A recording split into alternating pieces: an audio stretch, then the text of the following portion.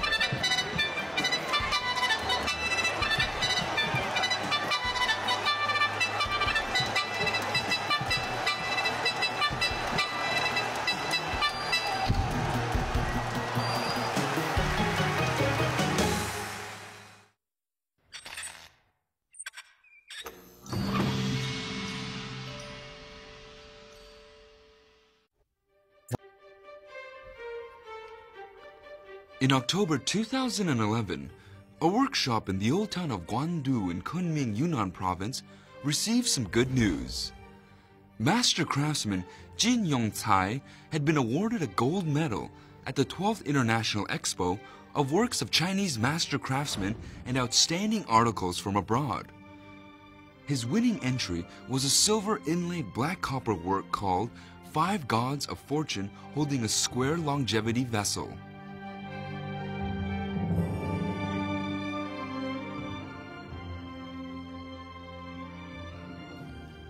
The art of inlaying black copper with silver has a history of nearly 300 years.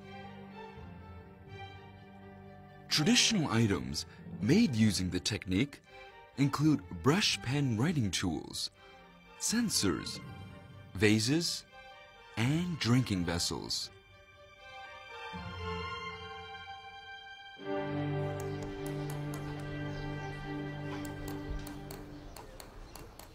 Jin Yong-Tsai is a 6th-generation master of the art of silver inlaid black copper.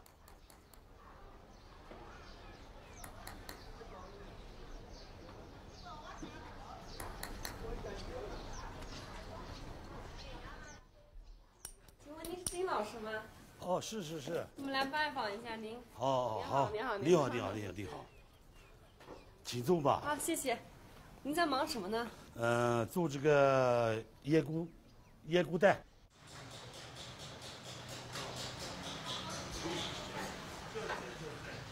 His craft is highly complex and demands meticulous care.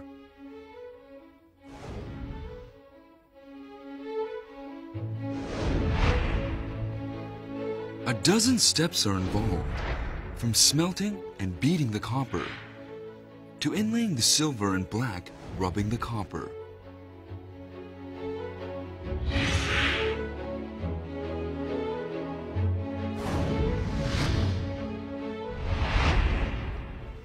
Modern smelting techniques allow the craftsman to use electrolytic copper with a purity of 95%. This is far superior to the copper obtained in the past using more primitive methods. Craftsmen use a traditional kind of crucible to smelt the copper, which can retain the heat for a long time. The drawback is that the crucible can only be used 6 times. After that, it has to be relined with refractory clay or tiles.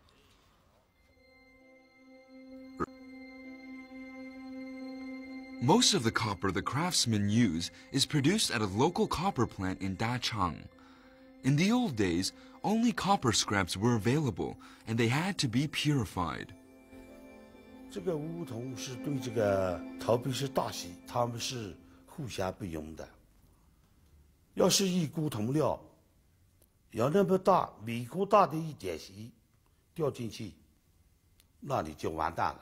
还有，这一股料，要是这个白铜掉进1颗或者2颗，那你这一股料也是用不了。过去的铜的话，一般都是不熟的。 那你冶炼出来的这个梧桐的话，就要把它打了5花玻璃。那么在过去的话，要把这个铜提纯。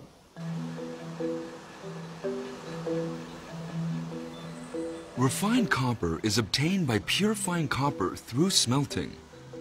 The formula for smelting copper is a closely guarded secret.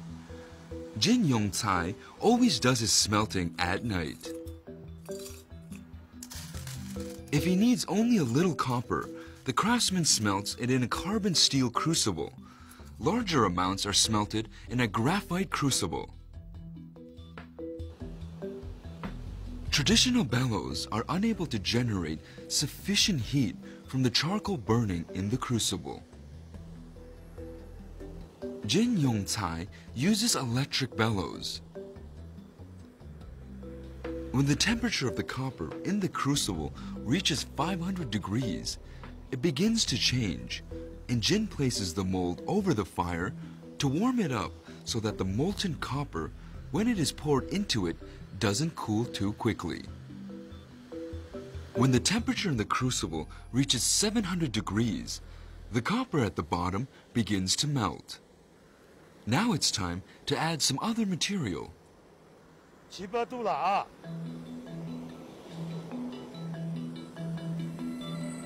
At 900 degrees, the molten copper turns red, alternating with white. Then another kind of material is added to the crucible. At 1100 degrees, foreign substances may be found in the molten copper. The craftsman adds salt and borax to remove them. 有1000度了。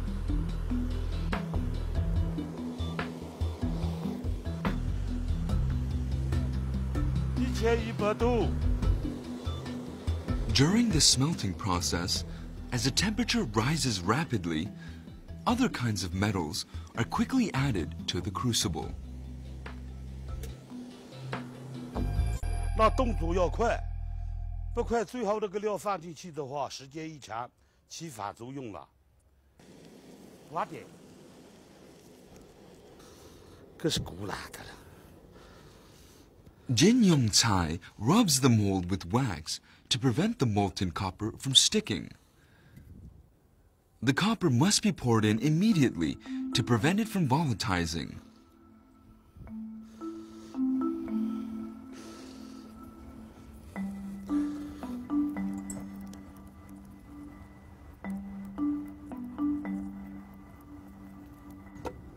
The mold with the copper in it is placed in a pile of red clay mixed with rice straw ash.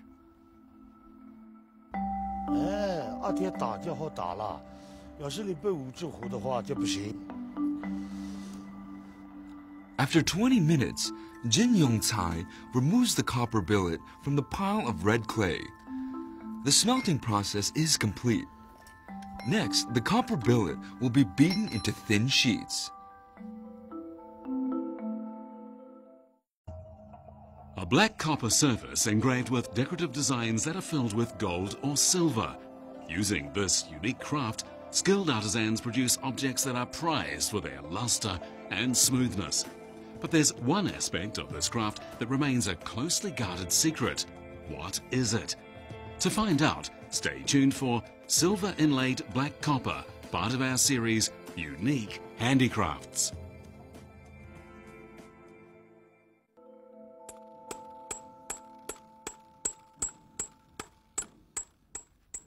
The craftsman beats the copper into sheets of the required size, shape, thickness, and width. 你把这个铜片打了陶壶规格，厚度、宽度、长度都打够了，那你开始这个翻样。比如说，你要做一个脚系，总共是7个部件，要用传统的翻样方法，那也就是用这个纸，先把纸样叠好，把纸样提到铜片上，再来下料。 照着这个尺寸要多宽多大，下好以后7个部件分开来做。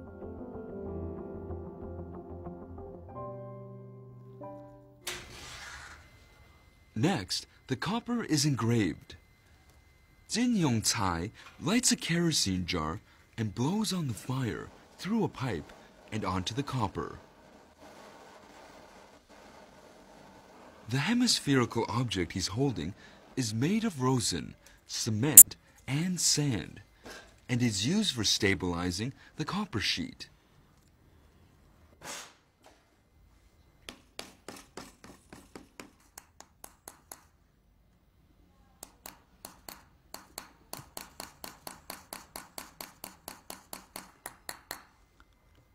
Jin Yong-cai uses chisels to engrave a decorative pattern or Chinese characters by following the paper sample glued to the copper sheet.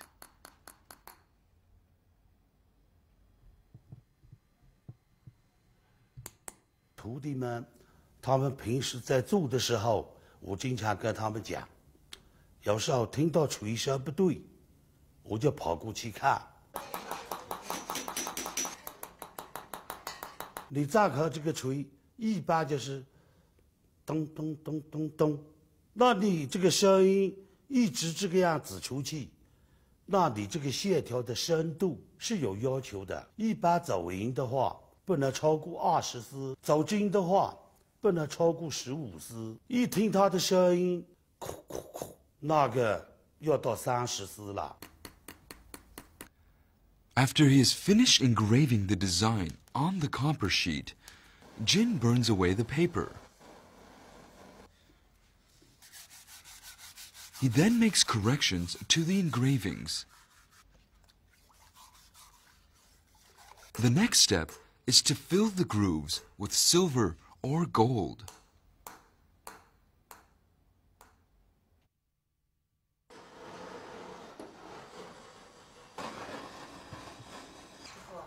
Oh. 这个是磨砂水，一般做这个金属工艺，这个手工工艺是少不了的。它起到的作用，一个是焊机要用，一个就是它有这个脏的杂质东西，也需要这个硼砂水。走银抹到上边，要是有很脏的东西，然后一有温度，脏东西就会朝外面跑了，就不会在缝里边。 Jin Yong-cai begins filling the grooves in the design with silver or gold. He places a piece of silver on the copper sheet, which he heats to melt the silver. Then, using tongs, he pushes the silver into place in the grooves. The melting point of copper is 1084 degrees centigrade. That of black copper alloy is 50 degrees lower. But this is still higher than that of silver, so the silver melts before the black copper alloy does. Once the silver has filled the grooves in the design, the copper sheet is removed from the fire.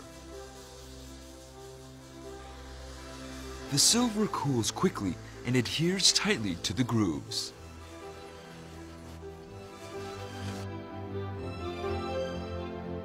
Another method involves using silver powder on the copper sheet instead of a piece of solid silver. 你像我们这个乌铜早银，它要分两款，要是器型大，那就用这个块状的；要是器型小，就用这种粉末的。有的金银，那温度也好控制，那做出来的这个器型，这个工艺品要比较完整。Jinyong Tsai also produces gold inlay works. One of them is the 5 gods of fortune holding a square longevity vessel.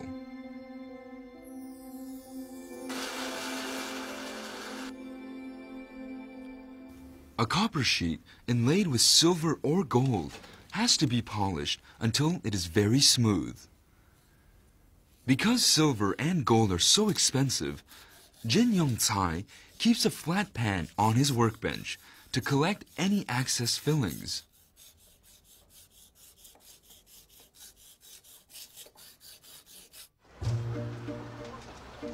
It's early in the morning and Jinyong Tsai walks to Zhuantang in Kunming. He first visited this curio market as a teenager. For the past few decades, he has been bringing his works to the market to be appraised and to sell. Jin has many old friends to meet, and he also enjoys looking at the antiques. It's a refreshing experience, and afterwards, he goes home to resume his work.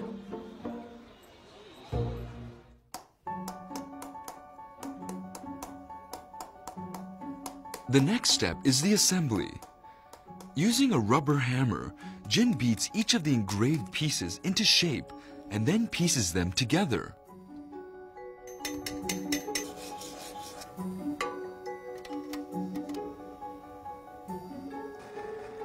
Once they are assembled, the pieces can be welded together. Jinyong Tsai used to use sandpaper to polish his works. But after experimenting with several alternatives, he found that cotton cloth did a better job. 因为这个提砂纸，你在这个器型下打磨，那打磨出来的东西的话，你用这个眼睛看是看不出来的。你用这个高度的这个老花镜一看的话，在上边就有一些比较细的资料。这个棉布打磨的话，它不伤这个器型，不伤这个图案。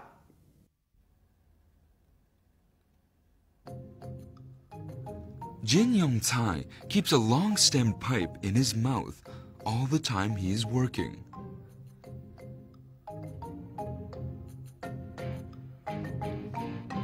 He uses the tobacco ash in his polishing. "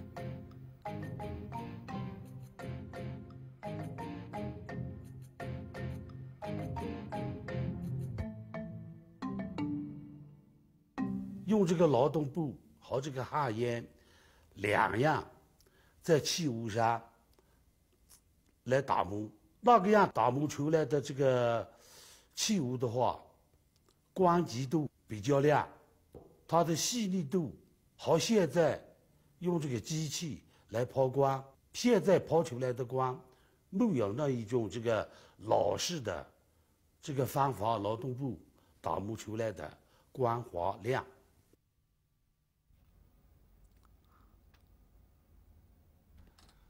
Once the object is polished, Jinyong Tsai blackens it. He calls this process black rubbing. It's a key element in the craft of silver-inlaid black copper.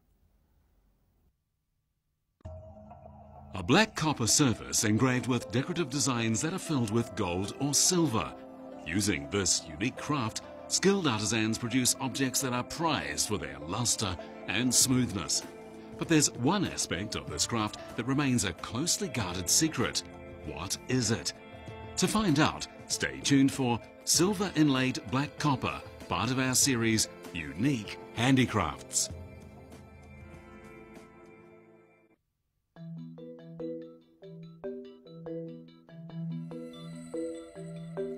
Whatever his trade, a master craftsman always pays close attention to the conduct, natural ability, and power of understanding of anyone who wants to be his apprentice. Jin Yong-cai is unusual because of an additional requirement he has. He insists on his potential apprentices holding a bright copper object for 20 minutes. He does this so he can examine the sweat they leave on it.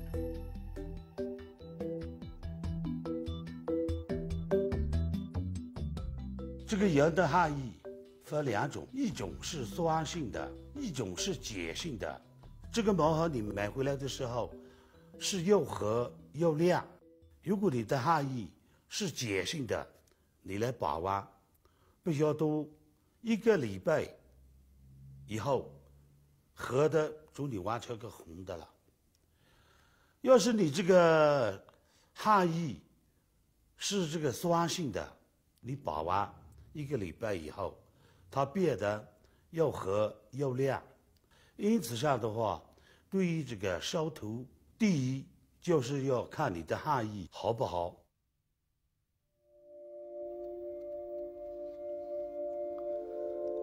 What elements black copper contained used to be a mystery. In 1997, the Institute of Rare Metals in Yunnan Province conducted an analysis of black copper. They identified just 4 elements in it, but there were others they couldn't identify.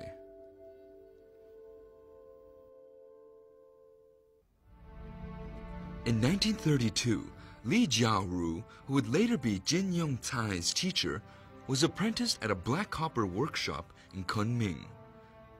For 3 years, he studied the craft of silver-inlaid black copper.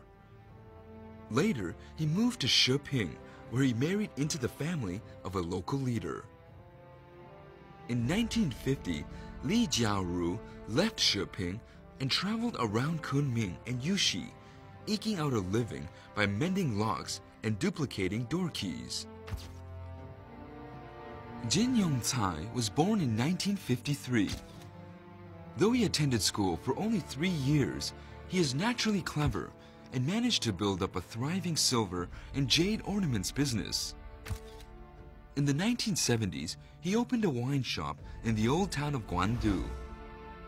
Li Jiaoru often came to the wine shop to meet his clients, and Jin began inviting Li to his home to teach him how to make silver objects. For several years, Jin Yong-cai took care of Li Jiaoru, and in return in 1982, Li Jiaoru agreed to take him on as a formal student. However, he refused to give his student the formula for smelting black copper. 12 years later, in 1994, Li Jiaoru fell seriously ill. Jin Yong-cai rushed him to the hospital just in time to save his life.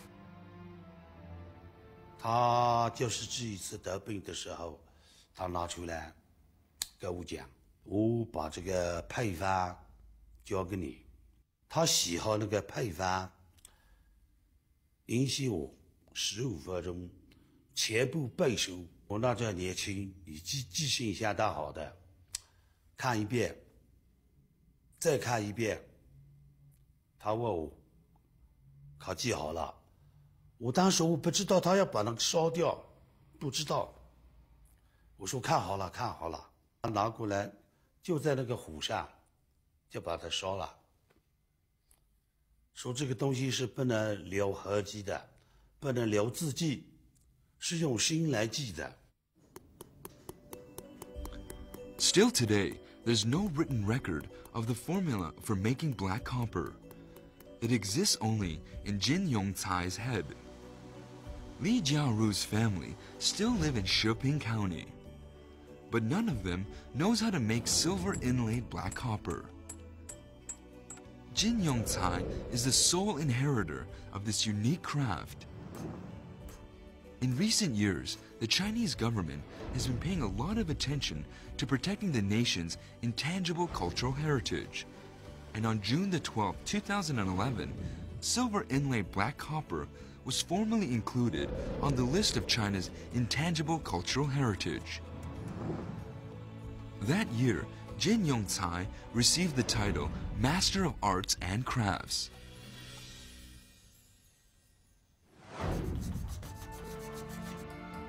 Jin Yongcai has 6 apprentices studying the craft of silver inlaid black copper. As the only practitioners, it falls on them to bring back the glory days of this unique handicraft. In ancient times, they were symbols of power and status, the means by which kings communicated with heaven. But for a time, the skills of making bronze drums were lost. How did a family stumble on the secrets of this ancient craft? And will the tedium of the work again condemn bronze drum making to obscurity? Find out in Bronze Drums, part of our series Unique Handicrafts.